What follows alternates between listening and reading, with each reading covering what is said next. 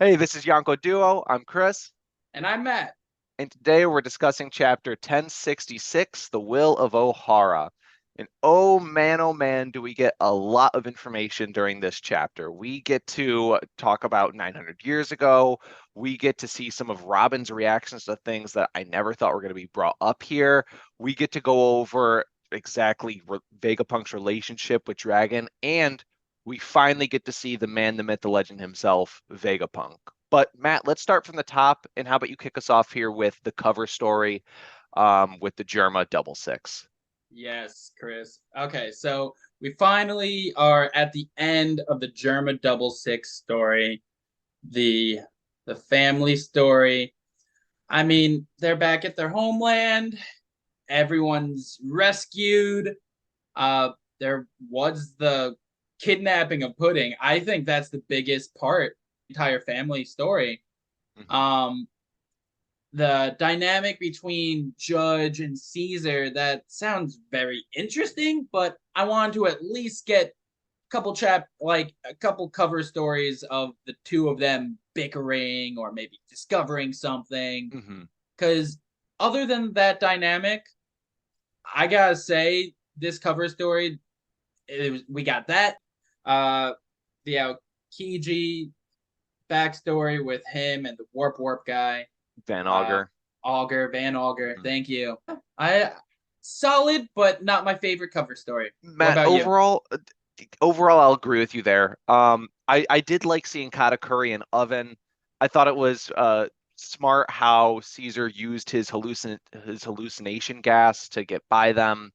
I did like the whole red herring that Oda did, but overall, I didn't think it was the strongest cover story. I just think it kind of kept us up to date with what we needed to know. But you're definitely right. Seeing some interaction between Judge and Caesar would have been really cool because they were pirates together or research scientists that had gone around and were on the same crew. So seeing that kind of iteration would have been interesting. But we're coming to the end of it. I didn't hate it, but I didn't love it. Yeah, exactly. But let's go into this chapter with this conversation is really one-sided, and With Vegapunk Sokka to the isn't Straw really Hats. Vegapunk isn't really even addressing anyone other than Nico Robin. It Mhm. is clear that he's been waiting for Nico Robin. I Does Vegapunk know that Luffy has the human fruit model sun god? Maybe. So I think there's some curiosity there as well. However, this whole backstory that we get with Vegapunk and Dragon and the relationship between the two of them and Clover as well. Clover being this adventurer that was captured so many Mhm. times. Uh, 10 how times, I believe, to be precise. how could you think that that man escaped any of it if he couldn't even escape a bullet? Whoa, whoa, getting dark on us, are you, Matt? Um, I mean, like, I never considered him a strong character. I considered him a smart character, very mhm. smart. But I mean, come on. No, How do you escape 10 times and not have a devil fruit or hockey? well, I think you could make the argument for when he was out exploring, he didn't know what the Ancient Kingdom's name was yet. He didn't have a lot of information that placed that red X on his back saying, hey, he needs to be eliminated ASAP. I think more of the world government either labeled him as a pirate, much like they did for Pedro, and then they're like, okay, capture him, bring him in. But once he did discover the true name of the ancient kingdom, then they're like, okay, we got to put a cap in it. We have to take him down ASAP. Whereas before, I don't think that they were as gung ho on just immediately finishing him off. But that was a really cool scene where we got to see Clover kind of exploring the seas and seeing him in his younger years. I really liked that stuff. Yes, and moving a little bit further onto that, God, Dragon looks so cool with or without the tattoo. I Yep. mean, so Yeah. this was how many years ago was this flashback? 22 years He ago? Dragon is 33 in the flashback. He looks basically the same. The only difference is he doesn't have that crosshash tattoo across his face and presumably his whole Yeah. body. But this is a great flashback. We get the remnants of Ohara right after the Buster call, and we get to see Dragon interacting with none other, drum roll please, Dr. Vegapunk. Um, and it is amazing to see Vegapunk finally revealed here. Uh, Matt, from the look of him, is he exactly what you were hoping for? Is he exactly what your hopes and dreams were wishing Dr. Vegapunk would be depicted as? It's different. I expected some head morphing thing going on. You didn't Um, expect it to this degree. No way Him you having the expected it like Paros this. Paro tongue is really like give or take with me. Hmm. Um, just because his tongue goes past his chest, man. Like Yeah, yeah. it's so it. Why is his tongue so long and his head so like the brain I get, Hmm. but his conversation with Dragon was amazing, and I love the explanation as to why he never actually allied with Dragon. I really do think that now this is helping my theory that Dragon met Vegapunk before Kuma. Yeah. I And think we get I that think this, specifically. yeah, this solidifies it right here. And with Vegapunk's explanation of why you know, they were broke. The revolutionaries didn't have any money, and he was in the pursuit of technology. And with technology, you need money and profits. Yep. So I completely understand why Vegapunk is where he is. Hmm. I understand why, and I think a lot of this is finally being answered the proper way. Agreed. And it's really interesting because Vegapunk goes to Ohara because he was friends with Clover, just as Dragon says that he was friends or acquaintances with Clover. And both him and Dragon seem to have kind of gone there for the same reason, to get the knowledge or try picking up any sort of scraps of the knowledge that was destroyed at Ohara. And they both come across giants that are actually collecting the books and are well aware of the value of them. Uh, and because we're getting into giants, we get a really great scene with Nico Robin here, where she has a flashback of her mother who helped distribute the books into the lake. She gets a flashback with Saul, the giant, and we get even more information on Saul because we end up finding out that he is actually alive and he didn't die when Aokiji froze him over, which is a huge emotional bomb this chapter. Yes, I am so happy for that. And I love Aokiji so much more. It makes me lock him in Hmm. as an undercover good guy agent spy. He didn't kill him. He didn't kill him. Um, you know, I, he kept him alive for so many reasons, not even the fact that he had the will of D. The two of them were friendly. And I love seeing all the Straw Hats' reactions uh, once we figure that out. Like, we see Nami freaking out over Dragon and Usopp hearing stories about giants and Elbaf, and Oh, I he's in cannot wait for shock. Usopp and Elbaf. And even Robin is surprised, realizing that there was a relationship between Clover and Dragon, and that inspired Dragon. I mean, Robin spent 2 years with Dragon and didn't even know the connection there.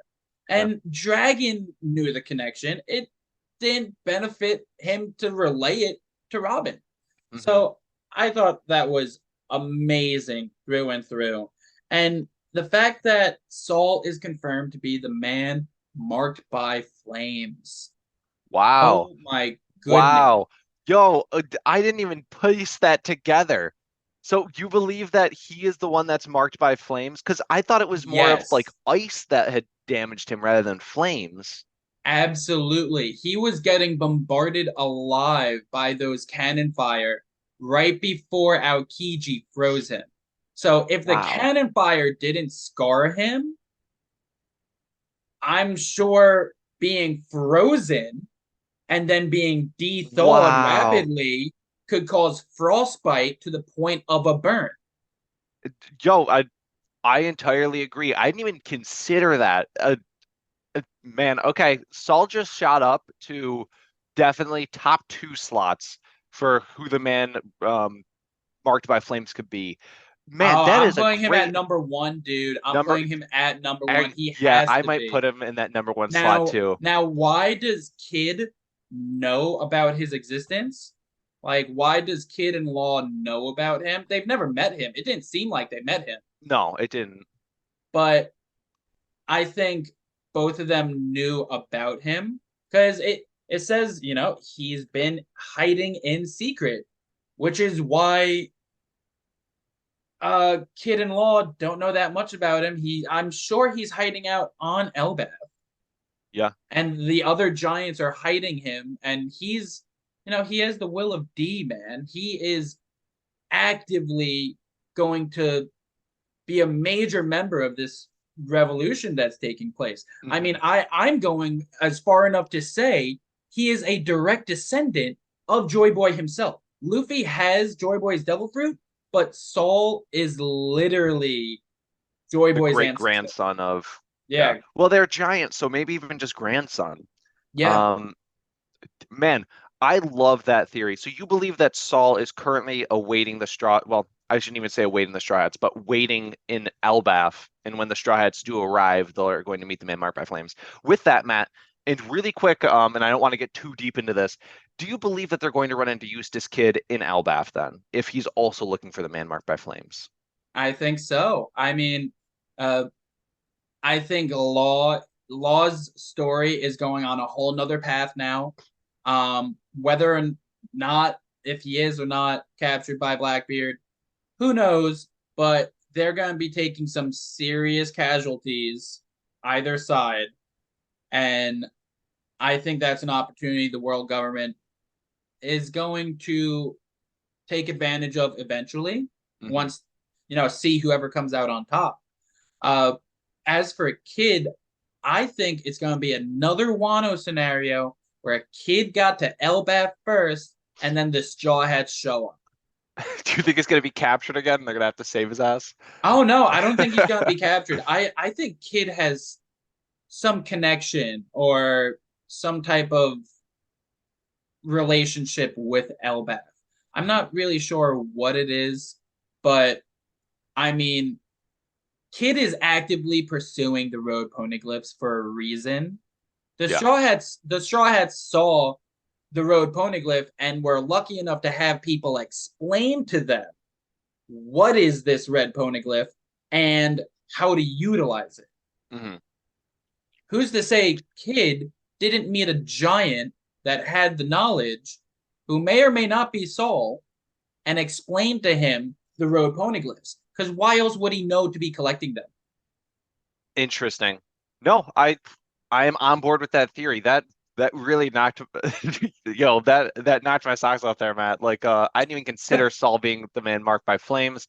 And then for him to be a another individual that can actually read the poneglyphs outside of the Third Eye tribe and Nico Robin makes complete and total sense. We didn't see Saul die. We saw Aokiji freeze him, and from what we know about Aokiji, I do think it's reasonable that Aokiji wouldn't have killed him. Two of them were friends. Aokiji probably set him free and said, you need to drop all this, go to Elbaf, stay on Elbaf because we can't mess around with Elbaf Hmm. and live a normal life there. Yeah. Well, moving on from that awesome theory, we end up coming over to Luffy, and we're essentially seeing a Luffy helping an individual who seems to be stuck in the middle of this giant mech suit of armor that we discovered last chapter. And he's stuck kind of just like Kinemon, they say. He's halfway in, halfway out, and they're able to pull him out. And lo and behold, if it isn't the up-to-date Dr. Vegapunk missing the majority of his head, and it's replaced with an apple. I really loved the nod to Isaac Newton here, with the apple hitting him on the head and the tongue out. You said very Sparrow-esque, and it is very Sparrow-esque, but it's also that Einstein image of where he's like, with the tongue out or everything, and I'll post the image there. Um, but I love this. I thought the design of Vegapunk is great, and it also lends credence to him dissecting his own head to input his brain into the satellites. Um, it, what do you think, Matt? Which design did you like better? Did you like the apple on the head, or did you like the old school Giga brain that Vegapunk had in the flashback? I really like the old school Giga Brain more. Not really the design, but more the personality that he had back then. Mm, I know we saw it briefly, but he looked a little bit more smug and a little bit more confident, like a little more like tough or like tough around the edges. yeah. Uh, I mean, this guy is great too. He's certainly jolly and goofy, and the He feels design is wonky compared to the giant head he's a one. little bit more of a Willy Wonka character for sure, for sure. The fact that he's able to do brain surgery on himself, I want them to straight up say that. He Mhm. said, I want to see Vegapunk say, I needed people to do my work. I'm getting old. I just cut off a part of my brain and stuffed it into an android. Do they say how old he is? No, I don't think they say how old he is No, no, here. they do. So earlier in the chapter I thought they when said with Dragon he's 43, but I'm looking here. I don't see the current age of him. so that's 22 years ago. So looks like Vegapunk is what's that? 65. 65? Yeah. Yeah. So he's not as old as I expected for sure. Hmm. I want to see Vegapunk be as old as Dr. Kureha, if we're Oh. being honest. I wanted him to be an old man. Hmm. Uh, I think even Whitebeard was older than Vegapunk, which is Yeah, I'm surprising. not certain of what Whitebeard's age was. I can just Whitebeard age when he died. He was 72. So yeah, Vegapunk's looking pretty young compared to Whitebeard too. He It, looks old. He looks yeah, older. he looks older, but he's clearly a durable man being chomped down on that robot. Uh, I'm really excited for what's going to happen. I'm really excited for the next step, for the next info dump.